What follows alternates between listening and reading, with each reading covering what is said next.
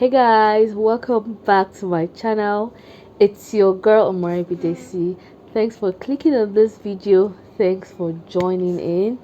If you're new here, please do make sure you watch this video to the end, and don't forget to subscribe to my channel. Please do subscribe to my channel. Hit the like button, turn on your notification bell so that whenever I upload new videos, you get updated. Like, you're the first person that will get to know about it. And if you're a returning subscriber, thanks for always coming back to watch my videos. I really appreciate you.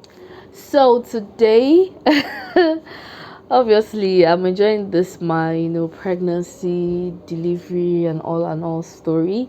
So obviously I've not actually talked about my pregnancy experience, but at least I shared a part of my journey, which was when I was doing my maternity photo shoot. So today I'm going to be talking about what happened with my baby after I gave birth. So if you want to hear something like this, or you like this type of content, do make sure you sit back, relax and watch till the end of this video. So let's get right straight to it.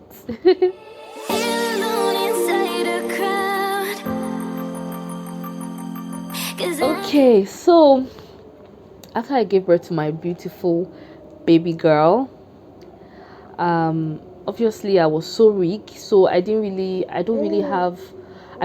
see her very well. Like, if you understand what I mean. I know that I was giving my baby to carry her, to cuddle her immediately I gave birth to her, but I noticed when I was giving my baby to carry, when she was placed on my chest, she wasn't crying, although she was awake. Obviously she was doing those little movements, but you'll be hearing one sound. It's this madam, my baby, that is here. So I noticed that she wasn't really crying, but I didn't even read any much meaning. I was like, she's supposed to be crying like that. Where that sound you hear. But I just felt, okay, there's not going to be anything wrong. That's what these people are here for. So I didn't have time. I didn't even get to know what happened after that, because obviously I was being attended to, my bleeding, my suturing for hours, and they had to attend to her while that was happening with me. So when I was done and I was taken to the other ward, the post labor ward, or after you deliver your baby, before you go to the main ward, you're going to stay in another ward for a couple of hours for them to check on you, maybe take your bath, use your first dose of your medication before you now go to your ward.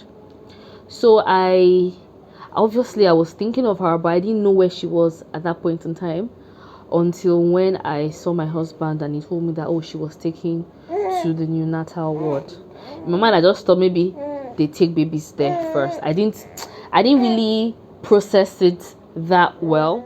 I was thinking I was going to be able to see my baby first before I get to my ward, but I was told where my baby is, I have to visit her every 3 hours. So it's not yet time, I should just wait. So I was just like, okay, no problem. I asked my husband if he had seen her. He said obviously he saw her. He was even allowed to carry her, and she was looking beautiful. Her hair was very long, and he doesn't even know why she's in the neonatal ward, because she was crying. She was doing all right when he saw her.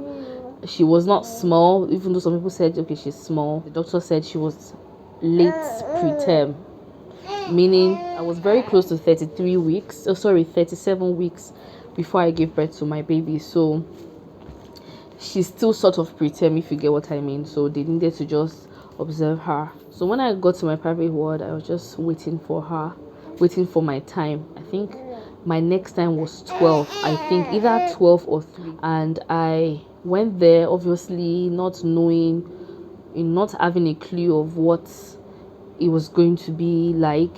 I just thought, I was just gonna see my baby. I didn't even have an idea of what going to the neonatal ward to see your baby was like, because the way things are done in our country, in some of the hospitals, I can't speak for every hospital, you're not told anything, you're not giving certain knowledge or certain information. Is when you get there that even sometimes when you get there, they expect you to know. They expect you to know how to do certain things. They expect you to know how things are done. So when I went there, I saw a lot of people putting off their slippers. I went with my sister and my friend, so they had to stay at the entrance, even if they're not even allowed. They were sent out later on. So I saw people putting off their slippers. That's other people wearing the same outfit as I was, which was the hospital wear, the hospital nightgown. So I felt okay, these are mothers that have their babies there too. And I saw them putting off their slippers and going to one room to wash their hands. So I just followed suit, and as soon as I was done, I went to where the matrons were, more or less like a reception, or I don't know what to call it. So I now said I'm here to see my baby, and they were like, what's your baby's name? So they named the baby according to your surname. So my surname is Ayonleye, and they named the baby Ayonleye baby. So as soon as I just said, I want to say your baby's name, I was like, we've not named the baby. Like, what's your surname? I said Ayonleye. So they're like, oh, Ayonleye baby. I can't forget that very moment when the person who attended to me told me that, yeah, Ayonleye baby, your baby is there. She's not really crying that much, and she's not eating as well. She was lying there, with just her pampers, and I wasn't hearing any cry, as they said. I was just praying to God, like saying all the types of prayers I can say. That please, okay, I was just praying, God, please let her cry. I want to just hear her voice. I was really, really scared. So then while I was doing that, the pediatricians were having their ward round, and she asked me, where's your baby amongst the two? And I said, this is my baby. And she was like, okay, you can excuse us when we are done. You can come back. And that was just all I heard. She never said, oh, let me see your baby. Oh, okay, nothing. I was just like a random person to her, not like a mother to a child. It was actually very sad to get that response or treatment. So I went to sit down at the bench where my friend was seated, and I started crying, and she was like, what was wrong? And I told her, they said my baby wasn't crying yet, and that I should be praying. And my friend didn't even know what to say. She was just consoling me.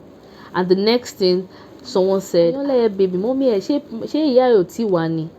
and they were like, the mother is here. She's outside there. Ọmọ yẹn ti ń ké láti ẹ̀kan náà. Kó wá express, kó lọ gbé cup, kó wá express. And I was like, okay.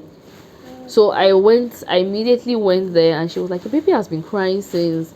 And that woman náà sọ pé ṣe bí mo rò pé pé kò tí gba oúnjẹ.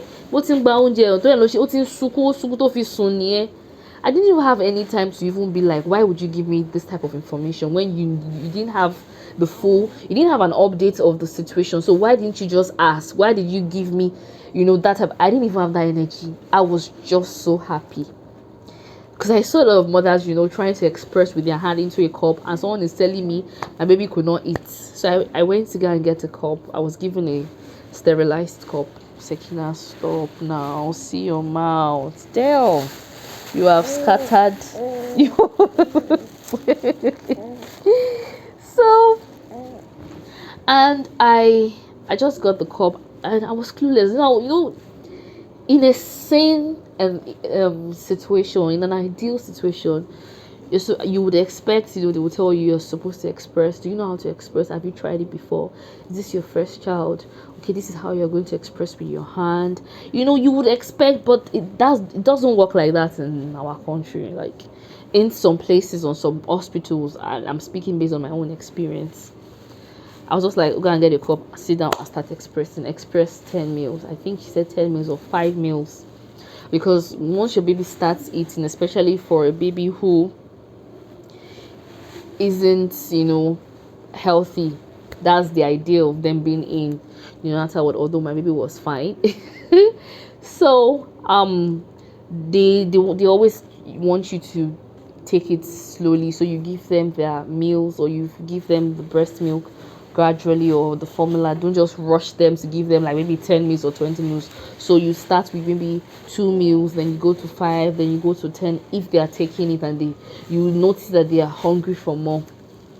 So she told me, I think she told me to express too, and I just looked at other mothers trying to express inside the cup. And our 90 has like a there's a way, I don't want to call it tear, but more or less like a tear. That's how it's designed, where there's an opening, yes, by this side, where you can just bring out your nipple and areola and start breastfeeding or doing whatever it is you want to do. So I just looked at what other mothers were doing, and I just said, let me just try. This is my first time. I'm a first time mom. I'm like, I've never done this before, so it felt weird. Nothing was coming out. It was just weird. My breast was soft. I didn't even feel like there was milk in there or anything. So one of the nice matrons there came, and she just helped me with my breast, and she started laughing that I only a baby milk co express 10 meals or maybe 5 meals. She just started laughing. It was just maybe like a drop or something. It's kind of funny, but the little I expressed, they told me that I should not worry, that they would try and give that little to her. So, which they did. I think they gave it to her that time. I'm not sure what happened. If it was immediately they gave it to her that she spat it out, like she vomited, or maybe after I had left. I can't remember what happened.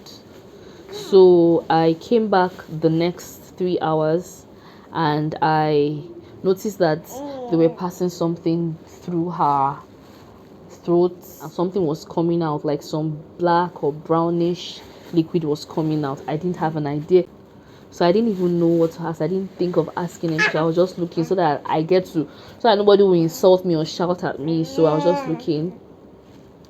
It took me not maybe 2 to 3 more visits when I overheard a nurse saying, you're a baby, only that she's still spitting out, vomiting. She's not yet taking in food. She has distended abdomen. So I saw her touching my baby's stomach. When you see them touching your baby, they don't necessarily even know if you, the mother, are there. Like, they just it's like they're just attending to their babies. Do you understand? So it's not like, are you the mom? Okay, this is what's happening to your baby.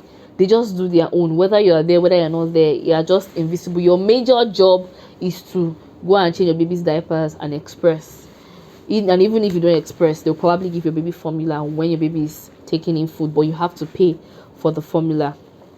So I had to ask her. She looked like she was nice, and I said, please, what's wrong? Why is my baby not yet eating? Why am I not yet told? Because I wasn't requested to express after that time. And they were like, she now told me that she's not yet, we've tried to do lavage. That was what I saw them doing when something was coming out from the pipe that was run through her mouth into her stomach, that trying to get out all the things that are in her stomach that didn't get out completely. So that's the reason why she's not taking in any meat. That's why she can't accept food for now. I was not like, how will she be able to? Because it got me scared, and she was like, and of course. I think about the next visit I went for, that's after 3 hours, another person, the shift had changed, and I was like, please, Ayinle baby, I was told she was supposed to do a lavage. I don't know if it has been done. So I don't think anybody had an idea about it. So the person just said, let her do it. The matron I spoke to. But before she even finished doing it, when she was doing it, nothing came out. It was just plain water, so everything was cleared. And the doctor now said, your baby can now start eating. So that's when I started expressing. And before then, when I did the first time and I wasn't really getting anything, I quickly went to buy a product called Marmalade that was advertised to us during the antenatal. So when I got the Marmalade, I took it with every meal that was served to me with the pap. I took it as tea, just to make sure I had milk, because that was what they sold to us, that it's going to make you rich in milk and everything.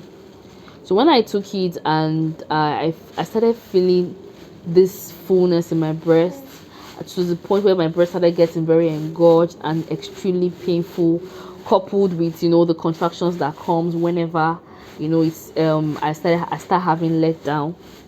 But because my baby is just started taking in food, I couldn't express so much. Number one, I didn't even know how to express.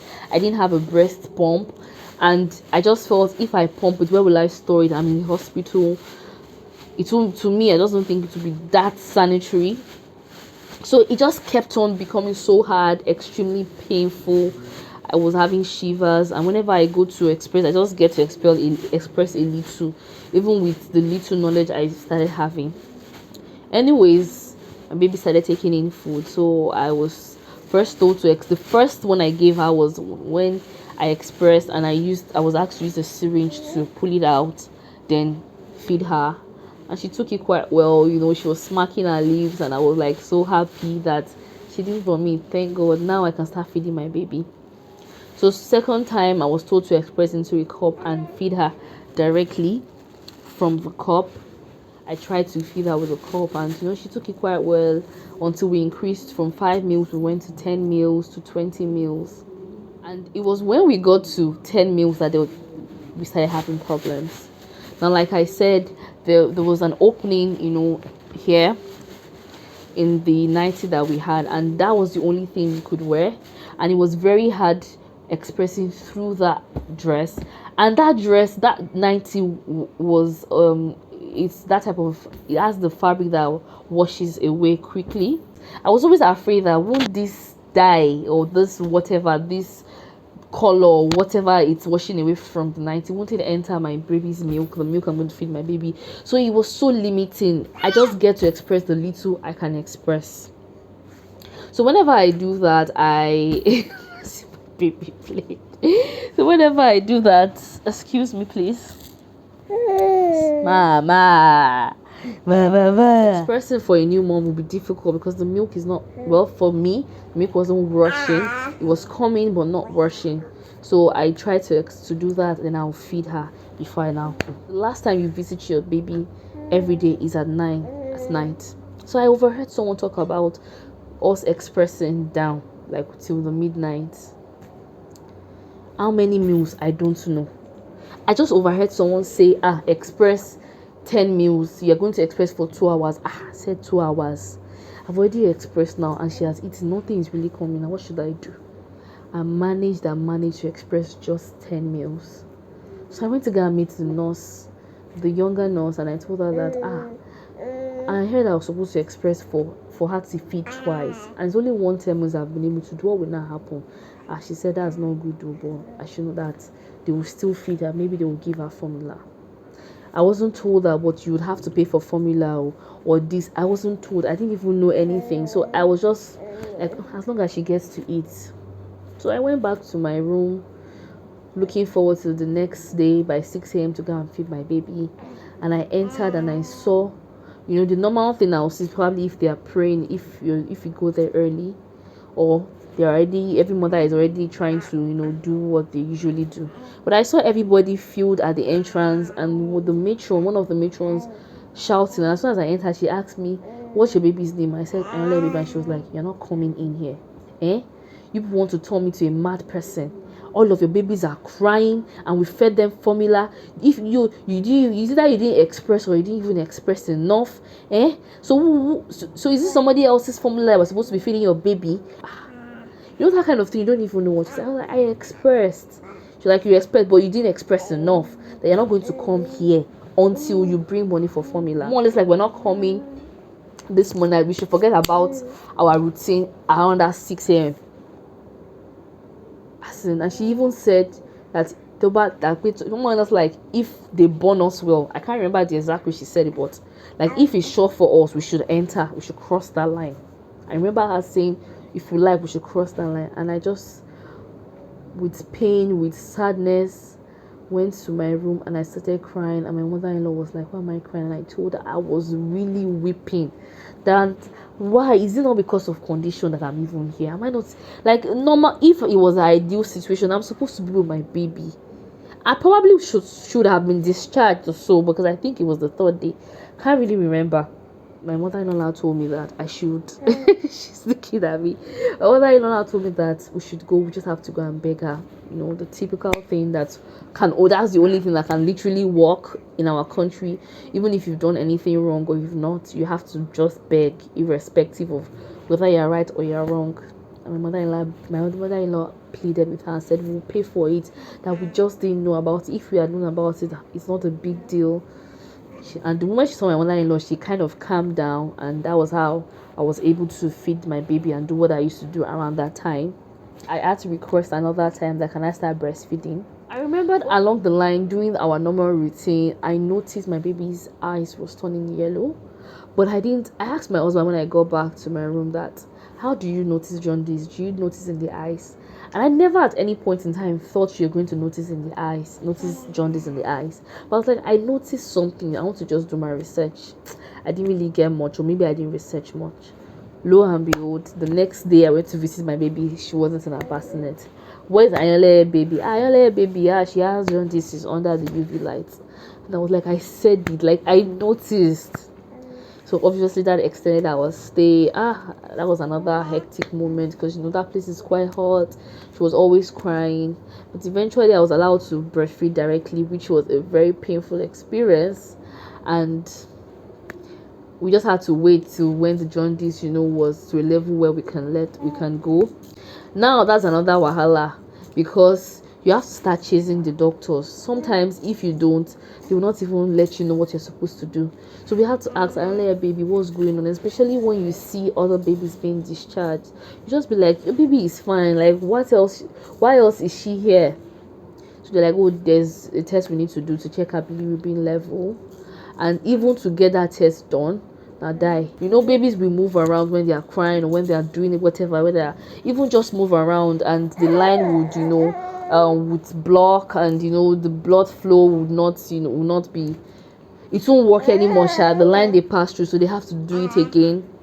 So that was one of the case for her. Her leg was already swollen because the line had already had another issue, so they needed to pass another line to get a sample for me to go and get a test done myself. Waited for the results. Before I know it, in the evening, I know, baby, how far now? You're already discharged. I'm like, what? You're already discharged. Very soon, just for you to process everything, make your payments, and you can go. I was jumping, I was dancing. That was on Thursday. I gave it to my baby on Saturday. I was dancing, I was happy. I was just like, wow, finally. I called everybody that I needed to call, and we did all the things we needed to do. Made the payment. My mother-in-law helped me with the things she could, and I also did what I needed to do. I got her outfits ready. When we made the payments and everything, they put her outfits on for her, and I carried my baby into the world finally with me. We traveled for our naming, and the rest is history. So I'm telling you this story today, the 1st of November, when my beautiful baby turned 6 months. So you guys meet my princess. Sekina, don't pass me. Meet my princess Sekina. Her name is Tranquility, peace of mind, Ifokambale Sekina Olayika Ayoleye. So she has been playing by the side. I just wanted to make a surprise entrance for her as the princess that she is. Baba, Sekina. She's usually smiley, but because let me play with her first. Let me see. See, she's a smiley baby. So thank you guys for watching my video. If you guys watch it to this end, as in anybody that watches video to this end is a confirmed OG, like a confirmed correct OG. Anybody that watches to this end, my baby is 6 months. And I'm grateful to the Almighty for all the blessings, for everything He has done. Thanks for watching, and see you in my next one. Bye bye.